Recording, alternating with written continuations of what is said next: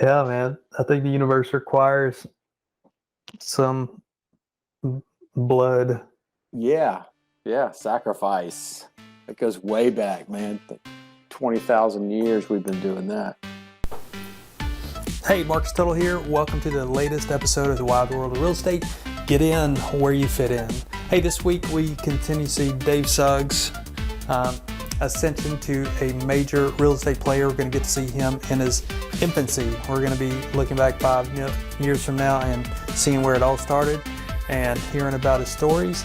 I've got some projects coming up that I'm be excited to announce. I'm going to be a bold move, but I'm going to be streamlining the entire real estate process and just making it better. I'm in a constant search to find the easy button for real estate transactions. So enjoy our latest installment of the Wide World of Real Estate. It's been a pretty long day, man. I had two different sets of contractors come by. One owed me some work on something. I had to deal with them this morning and get them out, and then I had another contractor doing some trim work around that radius store. I went to Lowe's and Home Depot and the dump and cut a tree down, and yeah, I've been running around. Been running. You cut a tree down today? There was a tree landing on a house. Yeah, it fell in a storm probably about 2 weeks ago, and I needed to get it off. Yeah. It wasn't but like a 30-foot piece of mimosa. I mean, it wasn't like a horrible, but loaded that up and took it all to the dump. In your new truck? But oh yeah. Mm-hmm. But I think tomorrow is going to be D-Day on State Street. Where Rachel and I are getting over there, hanging the last pictures, cleaning up, touching up some painting, doing some caulking. I got another buddy coming to help us to kind of wrap it, and then photographer Wednesday. Yeah. So ready to get that thing turned the corner. Go time. That feels good. That feels hell really yeah. Go out to eat tomorrow night. Yeah. I think you told me one time, like a project's not real unless somebody cries. I've been crying for 2 weeks, man. I was just make this stop. But probably how those marathon people feel. You see them pooping themselves and crying and bleeding, dragging their knees across the pavement. Yeah, and that's pretty much it. I want to be that marathon winner that hops on the subway and just gets off at mile 23 and like, whoo, I'm out of breath. Where's the money? Yeah. Yeah, man. I think the universe requires some blood. Yeah.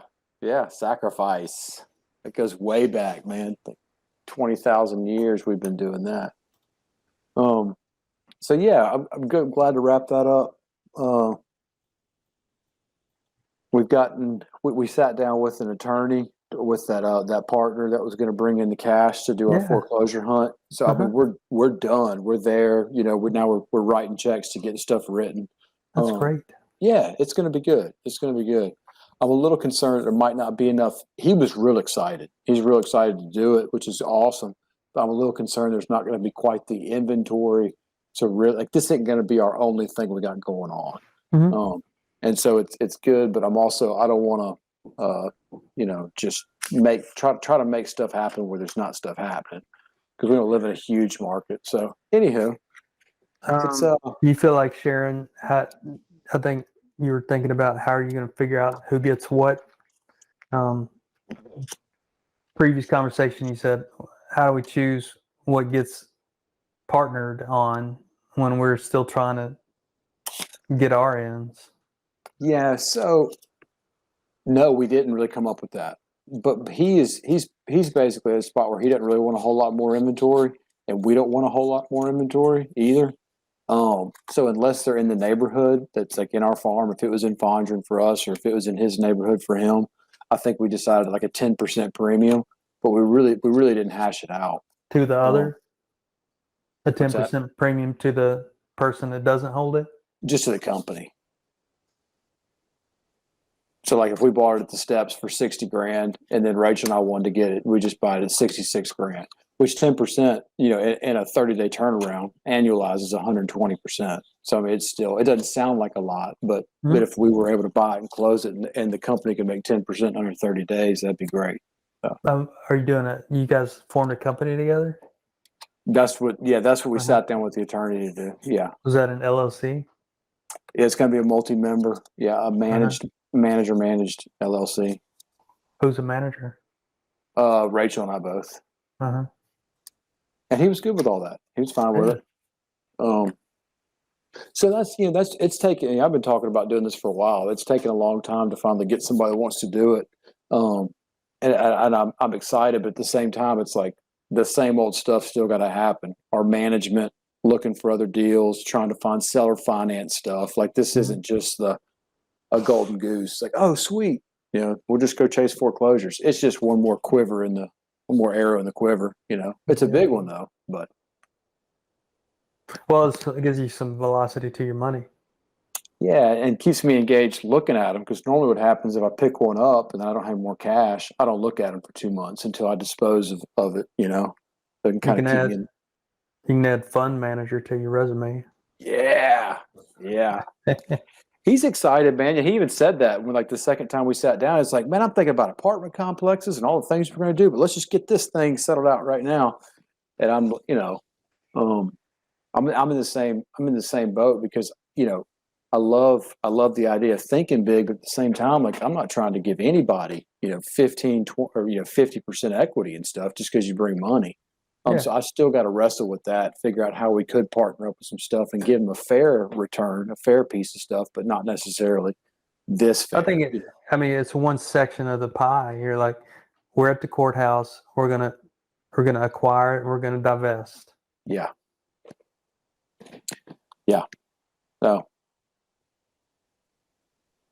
So it's a big step. I noticed most of the things that are really, really good for us are kind of like you working on simplified home sales. It's not really, it's not instant gratification. And just like talking to him and getting this moving, it's not instant gratification. But I know a year from now, it's going to be a big deal. Just like you putting in all the time with the app. It might not feel, it's like, yeah, just chipping away. It's not, I got a property under contract, or I just had a closing. I mean, it's slow stuff, but yeah, I believe this stuff pays off dividends in the long run. So it's real embarrassing to say it out loud when you're in the middle of it. Yeah. I get it. Well, and also there's we're trying these creative things and we're trying to step on a limb. There's so few people to kind of get info from, to lean on and to find out, am I doing this right? Because nobody's doing it. Want bigger pockets? Yeah, right. I'm just going to throw it on Facebook and, hey guys. So. Well, I guess you're talking about that. Find something that's an unknown. You're at the courthouse looking for a quantity of something that's unknown. Yeah. Or even not completely unknowable, but kind of unknowable at the time. Right. You don't know what the deal is going to be at the end. Mm-hmm.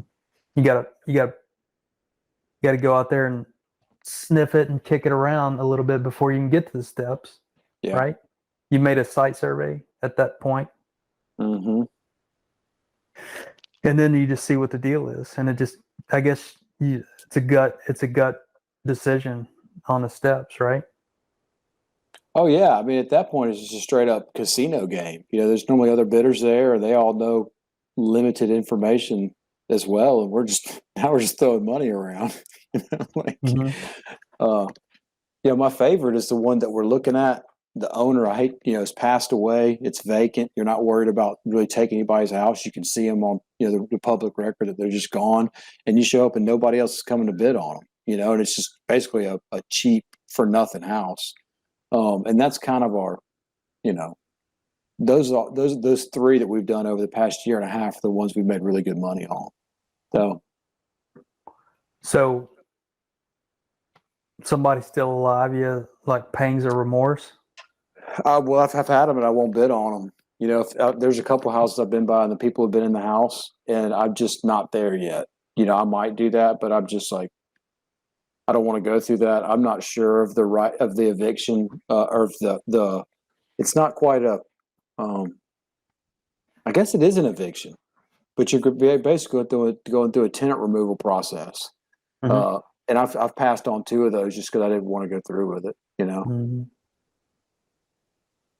Which I mean, I might shake that later on. I mean, I definitely know that they're going to lose their house at some point. But it wasn't so much because I have a big fuzzy heart. It was just I didn't want to step off into that with my limited funds. Take a legal battle, put somebody out. I Yeah, just didn't want to do it. So, sure. but are we going to see more of these foreclosures now that the moratorium's up? I don't really think so. I think our market would probably, most people have equity. If they can sell, they will sell. Yeah. But so it's good, Well, man.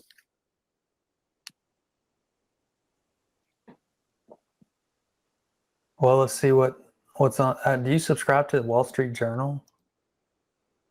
I don't subscribe. No. No. You shared that What? article with me. I was going to flesh it out. It kind of stopped me behind a paywall. Oh man. How'd you do that? I don't know. Maybe they give me free articles. On your phone? Sometimes my Hmm. phone shows. Yeah, if I've gone through like a hard reset or an update, sometimes I get my 3 free articles back. I don't know.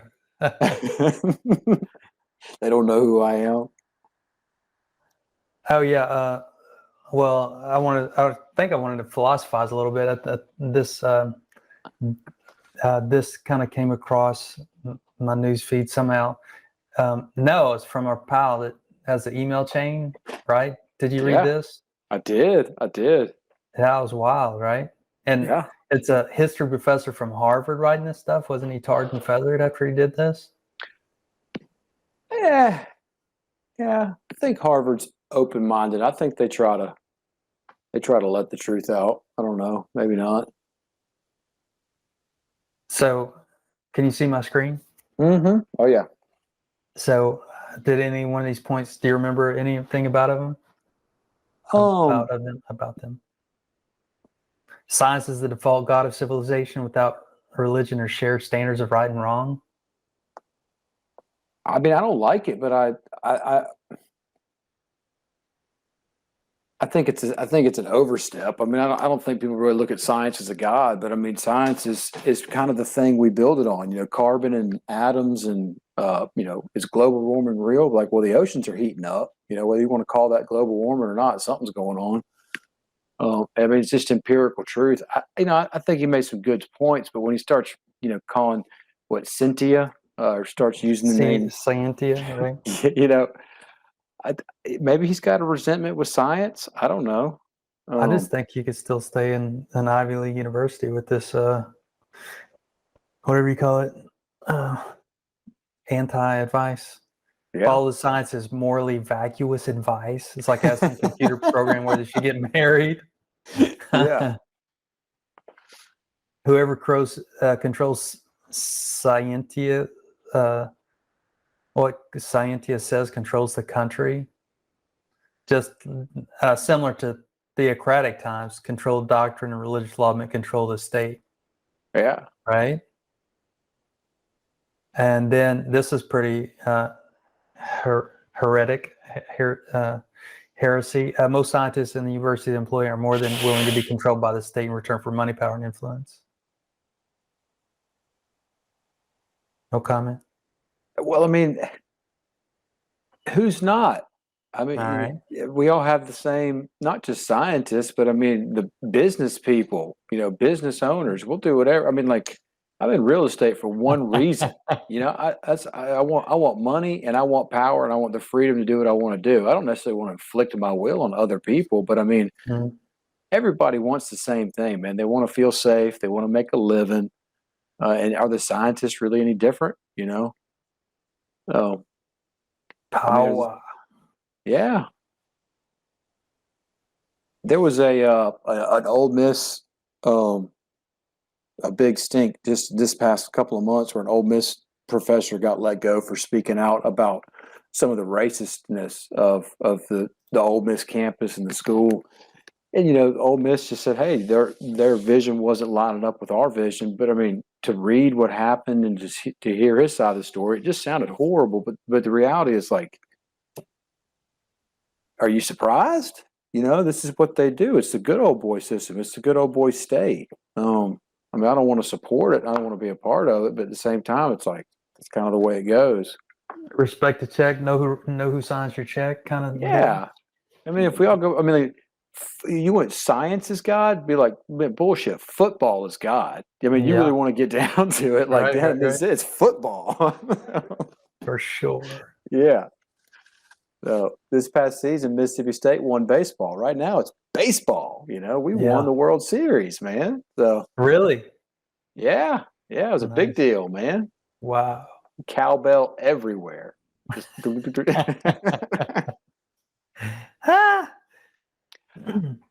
You know, we've got a couple of, I mean, I do worry about the size of the government, and I worry about their ability to inflict changes, to do things without really explaining themselves. And this pandemic was a bad example of it.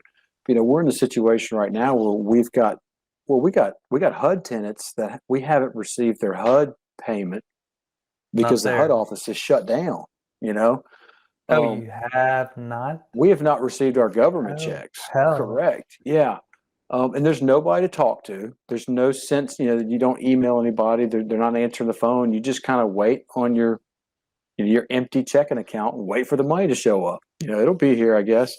And then we've got other tenants that are working through these, whatever. I think one of them's called Ramp, but it's one of these projects that are trying to catch people up on rent. And they've had our tenants' information for 3 months, and we're not hearing anything from them. So it's kind of that Pete Fortunato thing. It's like, you know, there's not a single situation out there that the government can't make worse. Sure. And they just continually do it. And it is scary, but at the same time, I mean, I love when I do get my HUD checks, you know, I'm all for it. So yep. I kind of feel like a hypocrite if I really want to complain about it, because I participate in HUD housing and I love them for that stability. So I can't really complain too much about it. All right. Well, let's continue.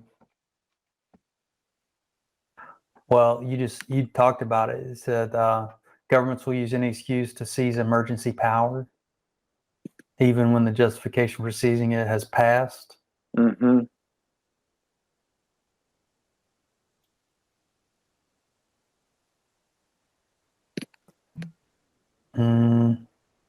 So the only way to prop power from the hands of the democratic authorities intoxicated with sudden dictatorial power is with political action.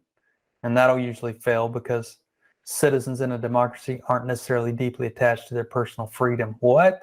And can easily be frightened into giving it up.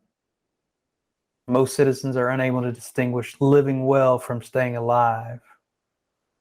The latter, staying alive, but the former is the reason for the latter, living well. All right. Yet people are ready to sacrifice the former for the latter. I conclude that our society is not doing a good job explaining what living well is, why we should want to live well, and why living well is preferable to mere life.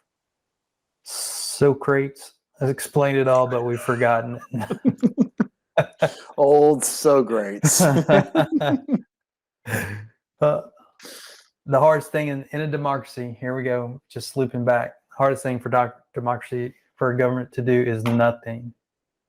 Though nothing is often the best thing to do. In dangerous times, the volume levels of the activists rise and the voice of everyone else are put on mute.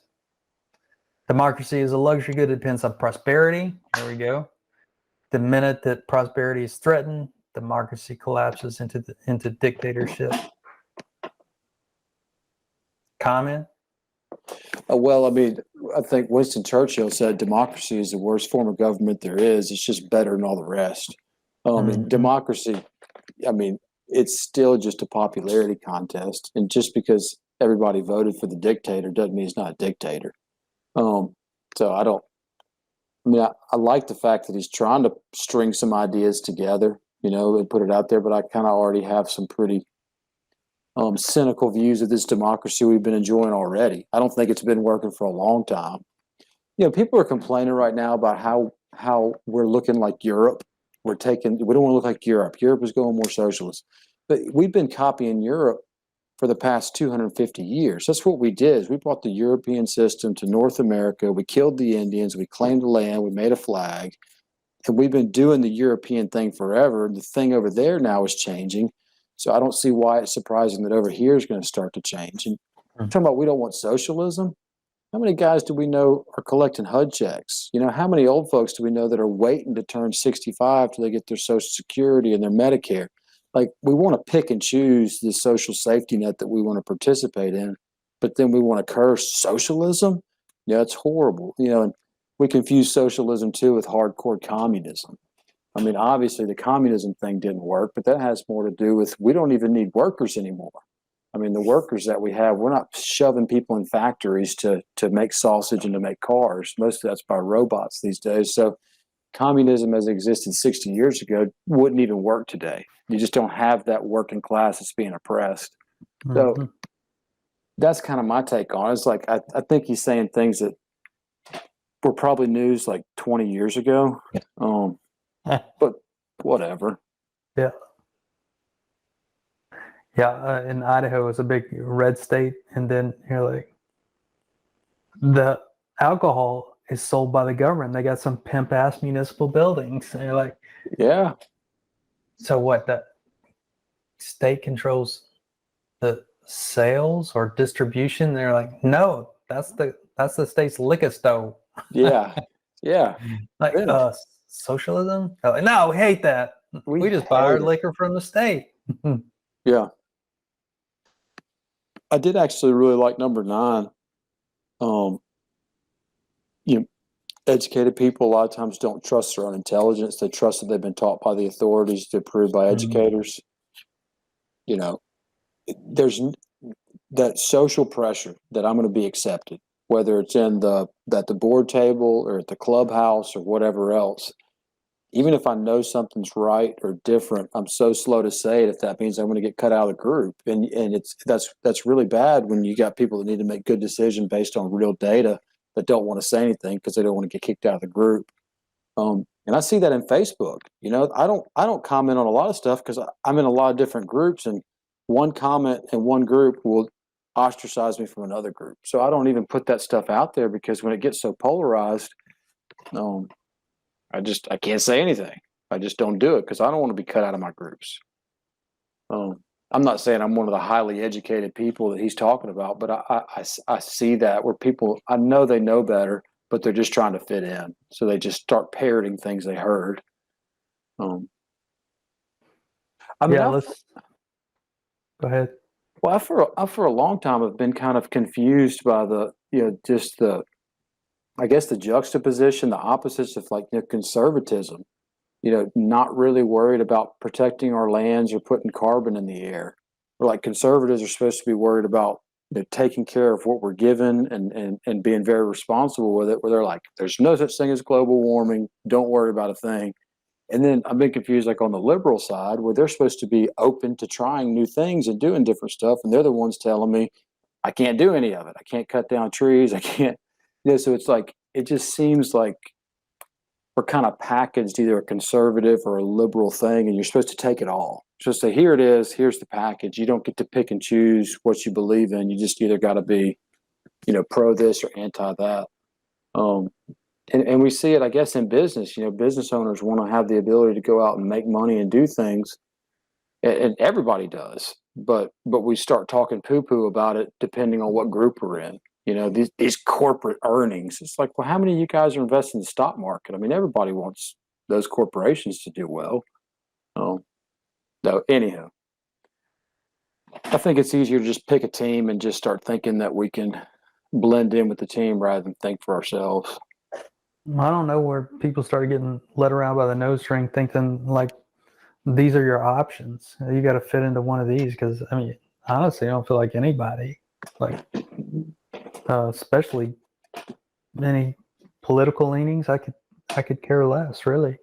Whether somebody considers himself liberal or conservative, I can still be their friend, and just that be a separate aside from you as a person. So I don't understand the groupthink, I guess, and I think that's what you're talking about. Yeah. We're supposed to be, for thousands of years, we've been in really small groups, whether it's been 20 to 50 hunter-gatherers, tribes running around. And when you start mixing with so many people, it gets really, really difficult to know who we are and kind of who to agree with, because everybody knows that we don't want to see a child starve or get run out of their home. I mean, that's just basic human decency. But when we start overlapping all these other layers of what's right and what's wrong, it gets really, really difficult to do. And I personally don't think my mind's capable of absorbing and discerning all these different things. I just can't do it. And so I try to keep it real simple. Friends and family, try to pick up trash. I don't cuss in church, that kind of stuff. But I mean, other than that, I just can't. I can't deal with the whole world's problems. I just can't do it. So yeah, I think it's a real proponent for me not pursuing a big city. It's like it feels weird. Yeah. Speaking of big cities, I hear Ken. He's up in Coeur d'Alene, Idaho. Coeur d'Alene, Ken. Coeur d'Alene, yeah, Ken. Lacey. No. Ken, McElroy. Yeah, he's given a shout out from there like 2 or 3 times on his different media. I've heard him on. There's this one super elitist place that's not far from there, a little more into the state. It's called. I'll think of it in a minute, but yeah, it's great. I think they kind of had a heat wave, but it's still probably don't have the humidity. Yeah, it's nice for sure. All right, did we get the most out of that? The smartest people in the room are lacking in a basic requisite for practical wisdom. They're unwilling to listen to or consider alternative. Is that 20 years ago? no, that's me. I got to be real careful about that. Seeking out bias confirmation, trying to find things that go with what I already think are true. And it's hard to do. The ego screams out against that. So.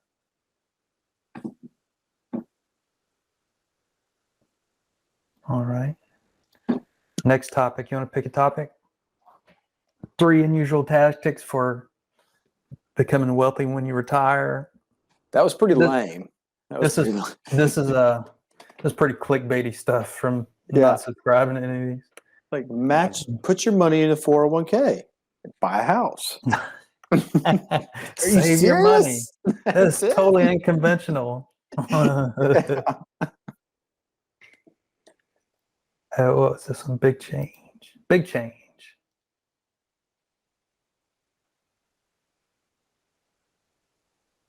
Oh, yeah, I guess this was a little bit interesting. Present, tab. Big change, big change. The tide is turning. The rush of the buyers into the housing market during the pandemic absolutely crushed the inventory. Number of homes on the market, with that figure falling for 12 consecutive months. What? During the pandemic, crushed housing inventory. Right. The number of houses on the market fell for 12 months. And by April, it was down 53% from a year earlier. However, the trajectory is flipped. 2 straight months, the number of homes has gone up. Then about 3% in May, 9% in June. That's not all. New home sales are falling. Their pace in June was the slowest since the onset of the pandemic. Every indication is the home market is shifting a bit in the buyer's favor. Shoppers are finally showing some reluctance to pay hot dollars, too high. Hesitation was expected. However, home prices can't continue to grow at a 70% year-over-year rate indefinitely. Can only stretch so far. The pace of real estate might slow as the last of the stimmies begin to lapse. Foreclosure moratorium came to an end. And next up is going to be the forbearance, which allows borrowers to pause their payments, lapses on September 30th, which still protects 1.75 million borrowers, or 3.5% of U.S. mortgages. It doesn't mean that the home price will fall. CoreLogic forecasts home price will climb another 3% by June 22. It's important to note that many homes are still selling almost as quickly as they hit the market, but they're not seeing the massive bidding wars, I guess. That reason CoreLogic thinks prices can go higher boils down to demographics, because right now there's a new crowd hitting their 30s when people start buying a house. And that's something that home builders have been preparing for during the 2010s. Home building tanked as builders struggled with their scars of '08 and the subsequent foreclosure, not to mention the housing market is still benefiting from that perfect storm, recession-induced low mortgage rates with remote workers who are willing to uproot to in pursuit of affordable real estate. What do you got to say? Well, I think it's Maybe. I don't think it's going to get any better for buyers. I think it's going to get worse for buyers. I think that these price increases that we're seeing in lumber, that we're seeing in labor, are going to have to show up somewhere. It's just not going to go away. It's not going to be, there's less listings, there's more inventory. Maybe prices are going to come down. It's going to make it easier for a first time home buyer to get into a house. I don't see that happening. I see more, 2-generation, 3-generation homes popping up, people living together. I think people are going to start living in smaller houses. I think housing has changed drastically over the pandemic, and it's not going to go back to a rosy, put 3% down, first time home buyer is going to get a nice house. I don't think that's ever going to happen again. We still haven't gotten over our housing shortage from 2010. People just weren't building. They just weren't doing it. And they're saying, when these foreclosures pop back on that have been deferred or delayed, 1.7 million are possibly going to hit the block. I mean, in 2010, we had double that, and we had double that. Right now, we have the potential to have half of that. It doesn't even come close. The potential to have half versus the reality of the whole is not even the same thing. Plus, the new crowd coming in might just make whatever's going to hit the block a moot. Yeah, I mean, the houses that are popping up right now are going. Back then nobody could buy, so it was only very bold investors were actually buying them up. Whereas right now, I mean, if anything even looks reasonable, they're getting snatched up. I think, will it ever look good again for newbies getting in the market? I don't think so. I think house prices are going to go way up. And I wonder where the standard is that we get. Why do we think housing should be affordable? I mean, if you look in other parts of the world, where do we get that from? Right. I mean, go over to Ireland, hang out there and talk to those guys what they're paying for houses. Visit France and see what they're paying. They pass houses down from generation to generation because when you finally have one, you've got something. Right. And so I think we've been spoiled, and it might not ever go back to that. Wow. Yeah, man. The Japanese, don't they live in tubes sometimes? Just scoot themselves into their tube for the night. Tiny stuff, man. Tiny. I can go to Mexico. Yeah, I mean, we do live well here. I've seen some rough parts of Mexico. You don't want to live there, and some of the nice parts look just like Seattle or San Francisco. I mean, there's some great stuff, but this idea that the American dream, you can get a nice house in a quiet neighborhood with a good school district and only pay a third of your income to get it. I mean, Who came up with that? Why must it fit in that box? I don't know if it will. Well, this lady packed her bags in '06 and went to from Santa Cruz to Mazatlan and living there 15 years, and she pays $420. Is that for 1,100 square feet? I think Mazatlan is kind of popular, gringos, but I don't know. It's just a derivative of people seeking affordability and quality of life. Yeah. She's 124 steps from the beach, Dave. She rarely has to look over her shoulder for cartel members. unless I'm out and I've got a score.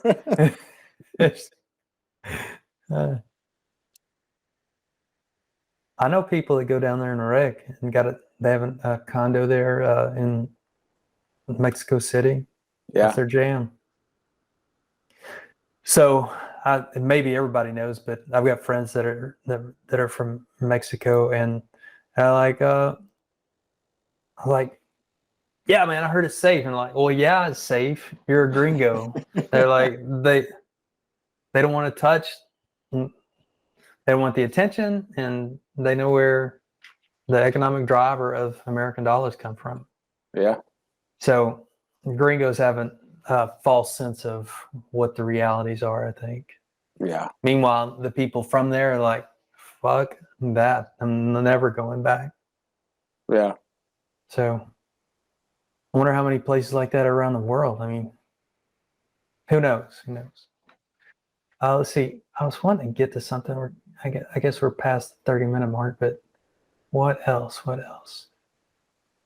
What was that? Oh, yeah. Back to this. So I went a little deeper down into, let me share that. You want to talk about your LLCs or you want to talk about LLCs for a minute?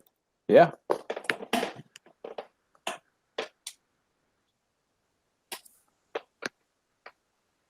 So, yeah, and I came across something which kind of made me think about your structure of your S corp to become bankable, right? Mm-hmm. So the possibility exists for you to get S corp status for your LLC and solve that issue of receiving a reasonable salary that you pay the self-employment taxes and Medicare, Medicaid that you pay that from. So you guys started a corporation with a subchapter S designation, right? Mm-hmm. On the advice of your accountant. Yep. Mm-hmm. So I think there's a few different wrinkles, but way back when we were talking about partnership, and I did that big example, general partners are equally liable for the debts unless you're a limited partner, because Uncle Charlie he wanted to lend the money, and they outlined their ownership with a partner. So where was it? Yeah, Uncle Charlie, he didn't want to be a general member. He wanted to be a limited partner, and the taxation just flowed through that partnership.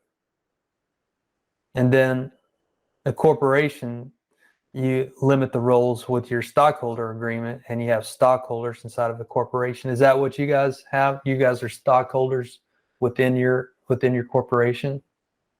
I don't know that we're necessarily stockholders. I think we're just a double member LLC that elected For the subchapter FS designation? Yeah, Right. so I mean, we don't have an operating agreement that names us as stockholders. But I guess in a court of law, or I guess you could probably say we are, but I mean, we don't have stock certificates, or, it's just she and I own the company 50-50.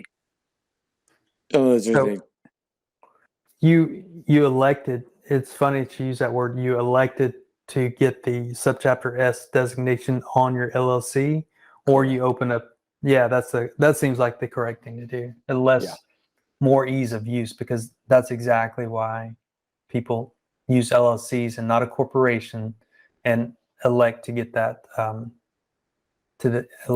designation. Yes. So what I thought was important, and honestly, I didn't really know some of it, was the fact that you need to have. Let's see. Let me stop this. I'm presenting. I want to present on this tab. Yeah, this. So it's called single member versus multi-member LLCs, but considerations when you're deciding between single and multi-member is,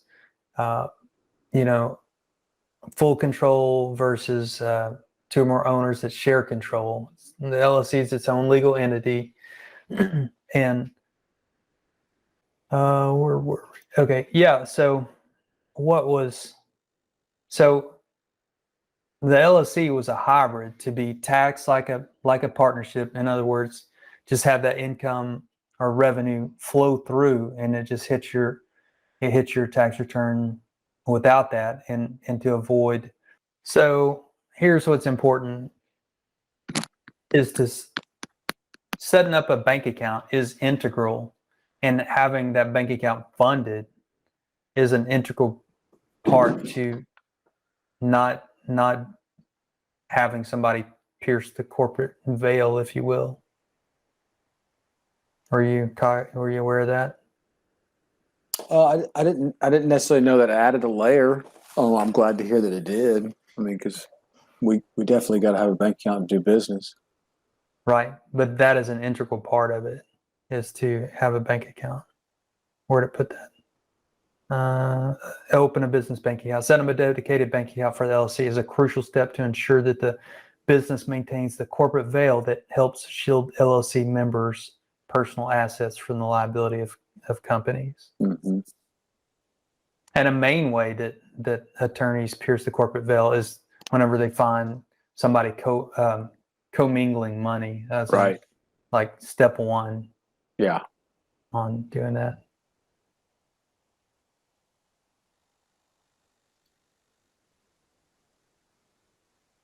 So yeah, it seems like that the LLC is a multi-purpose, a robust entity for holding title. And I don't know if I've heard anybody poo-poo it other than the people that don't like being on public record. Do you got any firsthand reasons not to do it that way? I know some guys just like to play attorney. I know some guys that know more about the law than I do, and they don't have any problem drafting joint venture agreements and trust agreements and doing that. And I guess they get to author whatever they think benefits them. Right. So I know I don't like to write that stuff. I normally copy and see what other people have done to figure out if it would work for me. But I guess it really depends on who you're doing business with. You know, some people might be okay with you just drafting a joint venture agreement and a trust agreement saying, yeah, just sign here and give me a check. Let's go for it. I don't think it's bad, you know. So tomorrow's when you start loading up the new Airbnb. Covered everything I wanted to. I wanted to be a little bit more formatted and try to give some interesting discussion. Yeah, cool. You want to say anything about? You want me to cover any one thing on the subsequent ones? No, that was good, man. That was good. Good talking. All right, man. Well, thanks for your time. And all right, thank you for joining us on that latest episode of the Wide World of Real Estate. We've got a sister episode on YouTube if you want to see some of the graphics. And let's see if I can post some of the graphics in PDF form on our website. Well, actually, in the link on the YouTube channel. I'll put our graphics up there in a PDF form if you'd like to take a look at it. All right, thanks so much. Follow us if you think we are worthwhile. Thank you so much.